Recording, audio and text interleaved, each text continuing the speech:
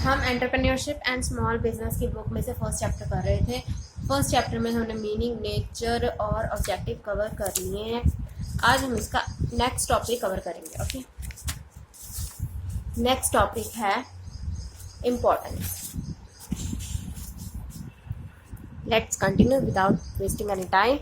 Importance and entrepreneur. You can see that it's have 8 point. Okay, first point, proper utilization of resource. सबसे पहले importance क्या है entrepreneur की? सबसे important चीज़ क्या है कि प्रॉपर यूटिलाइजेशन होती है रिसोर्स का प्रॉपर यूटिलाइजेशन होता है। Every entrepreneur aim to use entrepreneur resource properly and economically. सभी एंटरप्रेन्योर का ये मकसद होता है कि वो जो रिसोर्स होते हैं उन्हें अच्छे तरीके से और इकोनॉमिकली मीन्स ऐसे सस्ते तरीके से यूज़ करें कि उन्हें वो रिसोर्स ज़्यादा महंगे भी ना पड़े। ठीक है, the proper use of man, material and machine will ensure reasonable cost and adequate profit. ठीक है, इसका बताया गया है कि रिसोर्सेज का नाम भी बताया गया, मैन मटेरियल और क्या था, मैन मटेरियल और मशीन को अच्छे से यूटिलाइज करना है। ठीक है, और उससे उनको अच्छे से यूज़ करके प्रॉफिट कमाना है। It is not only the entrepreneur which will look forward profit but other interest group सच है। ये सिर्फ एंटरप्रेन्योर की ड्यूटी नहीं है कि वो रिसोर्स को अच्छे से यूटिलाइज करे, बल्कि बाकी जो एंटरप्रेन्योरशिप में जब बिजनेस में इन्वॉल्व होते हैं उनकी भी ये ड्यूटी है कि रिसोर्सेज प्रॉपरली यूटिलाइज हो। दूसरे लोग को जैसे कि बट अदर इंटरेस्ट ग्रुप बाकी कौन से ग्रुप होते हैं बिजनेस में? Employees, supplier, customer, government will also be efficient bye it's quantum. ठीक है, इनको भी ध्यान रखना पड़ता है कि जो रिसोर्सेज है वो अच्छे से यूटिलाइज हो। सिर्फ एंटरप्रेन्योर ने ही नहीं देखना, बाकी भी देखें। The efforts of the entrepreneur should be make optimum use of available resource in order to achieve better result। ठीक है, इसमें ये बताया गया है एफर्ट्स लगाने पड़ते हैं, एंटरप्रेन्योर को लगाने ही पड़ते हैं कि जो रिसोर्सेज हैं, चाहे वो रॉ मटेरियल हो, मैन हो, मटेरियल हो, मशीन हो, ये सारे रिसोर्सेज हैं वो अच्छे से यूटिलाइज होगा तो प्रॉफिट भी होगा और अच्छा रिजल्ट भी आएगा। ठीक है, काफ़ी सारे एडवांटेजेस आ सकते हैं इसमें ही अगर रिसोर्स प्रॉपर्टी यूटिलाइज हो। नेक्स्ट पॉइंट देख सकते हो आप, growth and development of enterprise की ग्रोथ और डेवलपमेंट होती है। Entrepreneurial efforts should be to extend and diversify the enterprise. Entrepreneur का मकसद होता है कि जो उसका बिजनेस है या एंटरप्रेन्योरशिप है वो क्या हो, एक्सपेंड हो, बड़े और डाइवर्सिफाई मीन्स फैलने। ठीक है, अलग अलग एरिया में उसकी यूनिट सेट हो। It provide stability and strength to the unit. इससे क्या आती है, स्टेबिलिटी आती है, स्ट्रेंथ होती है, मतलब यूनिट मजबूत होती है, लॉन्ग रन तक चल सकती है कोई भी कंसर्न बिजनेस और एंटरप्रेन्योर। अगला देखो, मिनिमाइजेशन रिस्क एलिमेंट।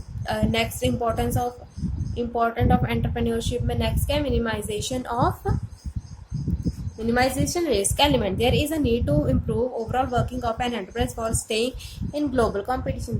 ठीक है, अगर किसी भी बिजनेस ने या एंटरप्राइज ने ग्लोबल कंपटीशन को फेस करना है, ग्लोबली खड़े होना है, तो क्या करना पड़ता है, उसे रिस्क लेना पड़ता है और उसका जो वर्क होता है उसे इम्प्रूव करना ही पड़ता है, उन्हें अपना बेस्ट देना ही पड़ता है एंटरप्राइज को, जिसकी वजह से वो ग्लोबल भी कॉम्पिटिटिव हो जाती है, ग्लोबल में वर्क कर सकती है, मतलब पूरी दुनिया में काम कर सकती है और कंपटीशन को फेस कर सकती है। इसके लिए उसे रिस्क लेना पड़ता है और अपनी सारे वर्क को क्या करना पड़ता है, इम्प्रूव करना पड़ता है। The entrepreneur should plan the activity in such a way that enterprise is able to survive under uncertain condition. देखो कितना सौखा बताया गया, कहते हैं एंटरप्रेन्योर को प्लान करना ही पड़ता है, एक्टिविटी इस तरीके से प्लान करे कि वो जो है सरवाइव कर सके अनसर्टेनिटी को भी, कोई भी मुश्किल से मुश्किल घड़ी आ जाए ना उसे भी वो फेस कर ले, उसे ऐसा प्लान बनाना चाहिए, उसे किसको, एंटरप्रेन्योर को। ठीक है, there is a need to minimize risk element and also to find new better and innovation method to handle the risk situation. ये भी बड़ा आसान है, ये ज़रूरत है कि रिस्क को कम से कम करना है कम से कम कैसे करना है कि वो न्यू न्यू वेज फाइंड करे, न्यू न्यू वेज फाइंड करे, किसके, कोई भी बेटर वे, कोई इनोवेशन तरीका कि जिससे वो रिस्क को क्या कर सके, हैंडल कर सके। ठीक है, नेक्स्ट पॉइंट देखो, प्रमोशन ऑफ रिसर्च, रिसर्च को प्रमोट करना। The great drawback and India enterprise is the entrepreneur give hardly an importance to the research activity. सबसे बड़ा ड्रॉबैक ही इंडिया में ये है कि एंटरप्रेन्योर जो है वो क्या नहीं देते, इम्पोर्टेंस नहीं देते रिसर्च एक्टिविटीज को, रिसर्च को कोई भाग नहीं देते इंडिया में एंटरप्रेन्योर। इट रिस्ट्रिक्ट स्ट्रेंथ, इससे क्या होती है, उनकी स्ट्रेंथ कैपेसिटी क्या होती है, रिस्ट्रिक्टेड हो जाती है। रिस्ट्रिक्ट मीन्स रुक जाती है मार्केट में। ठीक है, there is a need to keep update information to know the trend market and prepare to face it. ठीक है, इसमें बताया गया है रिसर्च करते रहना चाहिए, जिसकी वजह से हम up to date information, entrepreneur up to date information collect करे और कोई भी मार्केट में प्रॉब्लम हो, कंपटीशन हो, उसे क्या कर सके, फेस कर सके। ठीक है, अगला पॉइंट देखो, बेटर क्वालिटी गुड्स। ठीक है, ये बहुत सौखा पॉइंट है। इसमें क्या है कि कस्टमर को सेटिस्फाई करना है, उसके अकॉर्डिंग प्रोडक्ट बनाना है, चीप रेट पर देना है, प्रोडक्ट ऐसा बनाना है जो उस कंज्यूमर की नीड्स को फुलफिल करे। ठीक है, और प्रोडक्ट अच्छी क्वालिटी का होना चाहिए, बैड क्वालिटी या इंफीरियर क्वालिटी का नहीं होना चाहिए। अगर वो इंफीरियर क्वालिटी का हुआ तो वो क्या हो जाता है, अनएथिकल बिजनेस हो जाता है। ठीक है, ये सारा कुछ बताया गया है। और प्रोडक्ट कस्टमर के अकॉर्डिंग ही बनना चाहिए।